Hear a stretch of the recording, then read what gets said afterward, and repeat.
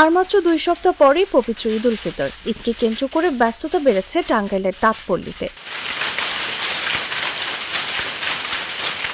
এবার ঈদে 1.5 লাখ পিস শাড়ি বিক্রির আশা তাঁত মালিকদের। ঐতিহ্য ধরে রাখতে এবার ঈদেও টাঙ্গাইল শাড়িতে এসেছে বাহারি ডিজাইন আর নতুনত্ব। তবে মজুরি কম পাওয়ায় হতাশ তাঁতিরা। আমার তাঁত ব্যবসা একবার নাই বলতেই চলে। আর 2 মাস সারা বছরে 2 মাস ভালো গেলে ওই ব্যবসা আমাকে ভালো না। আমরা হলো দিন মজুর, কাজ করবো, হাটে যাবো, বাজার সদাই করুন, খামো, বাসেই। শিল্পী বর্তমানে খুবই খারাপ। আমাদের সরকারের কাছে একটু অনুরোধ চাই, আমাদের তাঁত শিল্পীর জন্য একটু সুনজরে চাই। ঈদের পরই বাঙালির প্রাণের উৎসব বাংলা নববর্ষ। এই 2 উৎসবে নারী পুরুষ সবাই নতুন পোশাক পরেন। নারীদের উৎসবের পোশাক মানেই শাড়ি। এর মধ্যে টাঙ্গাইলের তাঁতের শাড়ির প্রতি রয়েছে আলাদা টান। রোজার আগে অনেক কাজ ছিল, অনেক রাত 12-1 পর্যন্ত আমরা কাজ করতাম, কিন্তু এখন কাজ অনেকই নাই। এখন অনেক কাজ কমে গেছে, খালি কোনো সময় কাটানোর জন্য মনে করেন যে রাখা হইতেছে। এখন কাজের বাজার খুবই খারাপ বর্তমান, কিন্তু ঈদের আগে রোজার আগে ভালো ছিল, এখন খুবই কম। আমাদের এখন কোনো রকম খালি কাজ দিয়ে রাখতেছে মনে। ব্যবসায়ীদের সঙ্গে আলাপ করে জানা যায় সর্বনিম্ন 500 টাকা থেকে সর্বোচ্চ 10 থেকে 12,000 টাকা পর্যন্ত শাড়ি বিক্রি হচ্ছে। পাওয়ারলুমের কারণে হ্যান্ডলুমের তৈরি শাড়ি কম চলে। হ্যান্ডলুমের শাড়ির দামও বেশি। এবার ঈদ ও পহেলা বৈশাখ পাশাপাশি হওয়ায় বিক্রি ভালো হবে বলে আশা ব্যবসায়ীদের।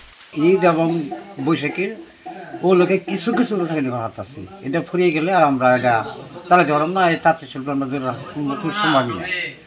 দিনকে চাষে আরও আছে, যদি সরকারে আমাদের এদিকে একটু নজর দেয় তাহলে আমরা ধরে রাখতে পারবো আর কি। তাঁত শ্রমিকরা বলেন ঈদকে কেন্দ্র করে আমাদের ব্যস্ততা বেড়েছে। আগে সপ্তাহে 3টি শাড়ি তৈরি করতাম, এখন সপ্তাহে 4টি শাড়ি তৈরি করছি। ব্যস্ততা বাড়লেও বর্তমানে আমাদের মজুরি কম মজুরি দিয়ে সংসার চালানো দুরূহ হয়ে উঠেছে। আগের মতো জমজমাট নেই তাঁতপল্লী, তবুও বাপদাদার পেশা ধরে রেখেছি আমরা। সিরাজগঞ্জ থেকে এখানে আসছি, পরে তাঁত গান বন্ধ হয়ে গেছে। বন্ধ হওয়ার পরে আমি এখানে আসছি মানিকগঞ্জ। এখন এই জায়গায় মেসে খাই, মেসের টাকা উঠাতে পারি না। এখন আমার পরিবার চলবে, আমি এখন অন্য পেশা বাইস্তান আছে ছাড়া আমাদের উপায় নাই।